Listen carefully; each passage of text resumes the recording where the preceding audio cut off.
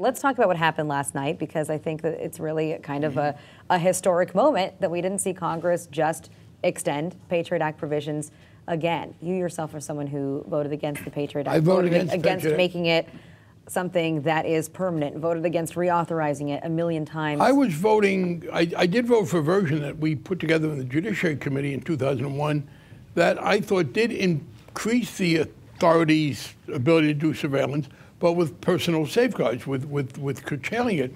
Unfortunately, Dick Cheney, who was then running the Bush administration, didn't like it. It didn't give enough untrammeled power to the security people, and he got the House Republican leadership, Dennis Hastert, to take a name that's reemerged as the Speaker, and they redid it in ways that seemed to me to be excessive. We do need some surveillance, and we talk about privacy, and one of the things that people worry about, for example, are cameras out in public. And I do have to point out to some of my fellow skeptics about authority, if we didn't have cameras out in public, we would not have caught the murderers from the Boston Marathon. The Tsarnaev brothers were caught on camera, basically. That's so right. We do need that for protection. On this one, it really is a sign that Mitch McConnell overreached. He's the leader of the Senate. He's got his own personal views, but he's also got a responsibility to leadership. You know, you make a trade-off when you take leadership. You get more authority in general, but you can't be as individualistic as you had been before. McConnell is one of the few who thinks the Patriot Act is perfect as it was passed and does not need any amendment. He used his position as majority leader to try and hold out for that, but he was in the minority. So this failure to reenact is totally his fault, his unwillingness to kind of moderate. I don't think, however, any great harm will be done. And I just would close by saying I think both sides here have greatly exaggerated. In the first place, there was no sign that listening, potentially checking on everybody's phone call, has caught anybody. But neither is there any sign that the security people have invaded anybody's privacy. So I think both sides have over-argued the significance of this. Well, CIA Director John Brennan was on CBS Face the Nation yesterday, and here's what he had to say about the threats that we now face, right, with these provisions expiring. Let's take a look.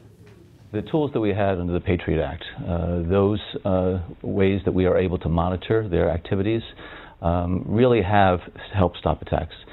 These tools are all part of a package of safeguards that has been put in place. And so the President, the Attorney General, the Director of FBI, Director of National Intelligence, the heads of NSA and CIA, all are very supportive of an extension of those capabilities and those authorities.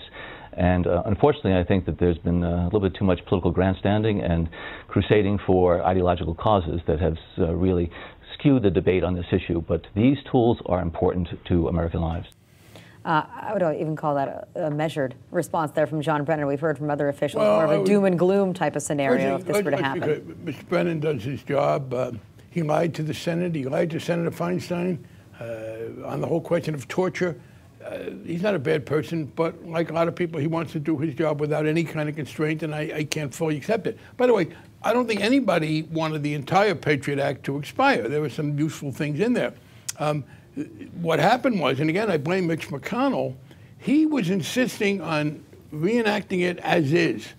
A great majority in the House and the Senate wanted to make some amendments, not, I think, the part that Brennan most needs. What we're talking about is the ability of the federal security people to have a list of every phone call made by anybody, anywhere, anytime. By the way, in the first place, that's way more data than they could even use.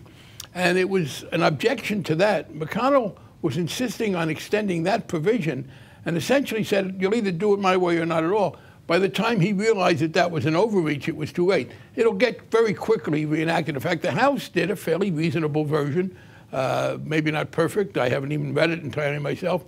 And by the end of this week, it'll be back in place. And that's the USA Freedom Act, right? Yeah, the House passed it overwhelmingly. Yeah, the Senate blocked it last week. I don't think that there were terrorists lined up watching C-SPAN on Sunday who said, oh my God, good, it's expired. Let's all call each other up and plan attacks. I doubt very much that we're in that danger.